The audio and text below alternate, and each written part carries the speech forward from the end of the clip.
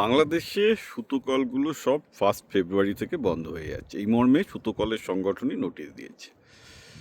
কারণ তারা ভারত থেকে $2 বিলিয়ন সুতো ইম্পোর্ট করে এবং সেটা ডিউটি ফ্রি। তো প্রশ্ন উঠবে যে বাংলাদেশ যখন এত ভারত বিরোধী, তাহলে ভারতের সুতোর উপর কোনো ডিউটি চাপাচ্ছে না কেন? কারণ এই সুতোর থেকে যে অবভিয়াসলি ড্রেস তৈরি হচ্ছে, সেই ড্রেসগুলো বাংলাদেশে বিদেশে রপ্তানি হয় এবং বাংলাদেশে সুতোর দাম এবং কোয়ালিটি ভালো, এবং ভারতের তৈরি সুতোর দাম এবং কোয়ালিটি বাংলাদেশের সুতোর থেকে অনেক বেটার। ইনফ্যাক্ট দাম হচ্ছে 30 সেন্ট কম পার কিলো। তো এবং কোয়ালিটি অনেক ভালো। অর্থাৎ দেখা যাচ্ছে কি যে যেখানে ব্যবসার প্রশ্ন আসছে সেখানে কিন্তু বাংলাদেশি সরকারের মানে যারা ব্যবসায়ীরা তারা সরকারের ওপর ঠিকই চাপ দিয়েছেন এবং সেখানে কিন্তু ভারতের সুতো বিনা পয়সায় বিনা ডিউটিতে বাংলাদেশ ইম্পোর্ট করছে। কারণ তা না হলে তাদের যে গার্মেন্ট এক্সপোর্ট সেটা ধসে যাবে। সেখানে কিন্তু তারা নিজেদের দেশি সুতো ইউজ করতে পারছেন এবং যার ফলে যেটা হয়েছে, বাংলাদেশের যেসব সুতোর দোকান, সুতোর যে স্পিনিং মিলগুলো আছে সেগুলো তারা গভর্নমেন্টকে নোটিশ দিয়েছে, তাদের প্রায় 12,000 কোটি টাকার সুতো অবিকৃত অবস্থায় পড়ে রয়েছে এবং তারা তাদের কোম্পানি শাটডাউন করতে বাধ্য হচ্ছে, কারণ প্রত্যেকেরই কোম্পানি চালা থেকে প্রচুর দেনা হয়ে গেছে।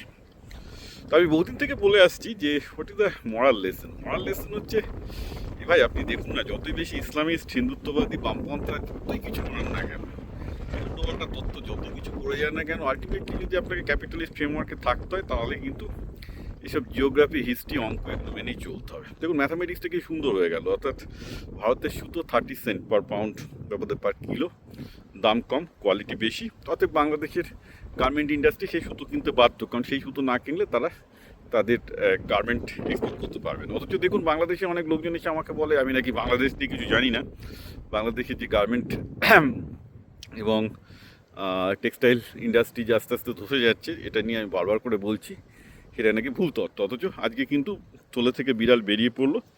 1 ফেব্রুয়ারির মধ্যে বাংলাদেশের সমস্ত স্পিনিং মিলগুলো নোটিশ টাঙিয়ে দিয়েছে যে আমরা ইভেন ওয়ার্কারদের বকেও দিতে পারবো না, আমাদের পকেটে কোনো পয়সা নেই। তো দেখুন, প্রপাগ্যান্ডা দিন এইসব বহু দেশপ্রেমিক, ন্যাশনালিজম, ইসলামপন্থী, হিন্দুত্ববাদী যাই বলুক না কেন, বামপন্থী পৃথিবী এরকম লাস্ট 100-200 বছর ধরে প্রচুর দেখেছে। সব করে কোনো ক্যাপিটালিজমে লাভ হয় না।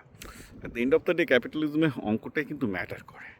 আপনি অঙ্কটা যদি ঠিকঠাক না থাকে তাহলে কিন্তু যতই আপনি নিজেকে বাংলাদেশ দেশপ্রেম হ্যান ত্যান বলে চাপান, এটা ভারতের ক্ষেত্রেও তাই বলবো। ভারতেও লোকজন প্রচুর দেশপ্রেম ভক্ত, হ্যান ত্যান অনেক কথাবার্তা শুনি, কিন্তু at the end of the day যদি ভারত একটা ক্যাপিটালিস্ট সিস্টেমে থাকে, ভারতের ব্যবসায়ীরাও সেই সস্তার জিনিসই কিনবে যেখান থেকে ভালো পাবে এবং যেখানে ভালো কাস্টমার পাবে তাকেই এক্সপোর্ট করবে। That is capitalism.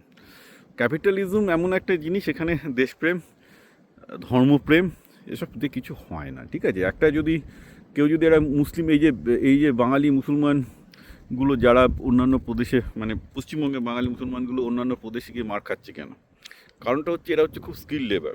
আজকে মুর্শিদাবাদের যারা মুসলমান শ্রমিক, তাদের মতো স্কিল লেবার গোটা ভারতে কোথাও পাবেন। এবার এরা যেখানেই যাচ্ছে লোকজন দেখছে আরে এরা সস্তায় কত ভালো কাজ করছে, অর্থাৎ স্থানীয় মালিকরা তাদেরকে এমপ্লয়মেন্ট দেয়, তাদেরকে ভালো তাদের কাজ করে। হ্যাঁ, তারা কি জানে না তারা বাঙালি মুসলিম? নিশ্চয়ই জানে, কিন্তু তাও দেয়। তার কারণ হচ্ছে কি, তারা অনেক বেটার ওয়ার্কার। কিন্তু তার জন্য স্থানীয় লেবাররা যেহেতু যখন কাজ পাচ্ছে না, তখন তারা এদেরকে মারধর করে পেটাচ্ছে, তাড়াচ্ছে। ঠিক আছে, এই কিন্তু ঘটনা বাস্তবে। তো ঘটনাটা হচ্ছে এই যে যে এইসব আমি বারবার করে বলেছি, এইসব ধর্মভিত্তিক উন্মাদনা, জাতিভিত্তিক উন্মাদনা, এগুলো পৃথিবীতে দ্বিতীয় বিশ্বযুদ্ধের আগে অনেক হয়েছে। এগুলো ভুলভাল বলেও প্রমাণিত হয়েছে। দ্বিতীয় বিশ্বযুদ্ধ নিয়ে একটা গোটা বিশ্বকে খেসারত দিতে হয়েছে এবং তার থেকে পরিষ্কারভাবে দেখা যাচ্ছে ভারত, বাংলাদেশ, পাকিস্তান কেউই কিন্তু শেখেনি। ভারত তাও কিছুটা শিখেছে হয়তো, কারণ ভারতের একটা জিনিস আমি বলবো যে নরেন্দ্র মোদী, এটা যতই হিন্দু ন্যাশনালিস্ট গভর্নমেন্ট হোক না কেন, তারা ক্যাপিটালিস্ট পথটা ঠিকই খোলা রেখেছে। হয়তো কিছু কিছু ক্ষেত্রে কাটছাট বা কম্প্রোমাইজ করে, কিন্তু বাস্তবে ভারতবর্ষের সরকারের হিন্দুত্ববাদী প্রেম কিন্তু ক্যাপিটালিজমের খুব একটা অন্তরায় হয়নি। Maybe some exceptional small cases has happened.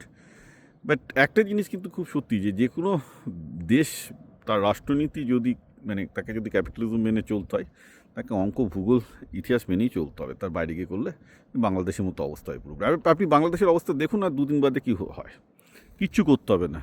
ও দেশটা নিজে থেকেই, নিজের ভেতর থেকেই ধ্বংসের পথে এগিয়ে যাবে, যতক্ষণ না পর্যন্ত তারা অঙ্কের ভাষায় কথা বলবে।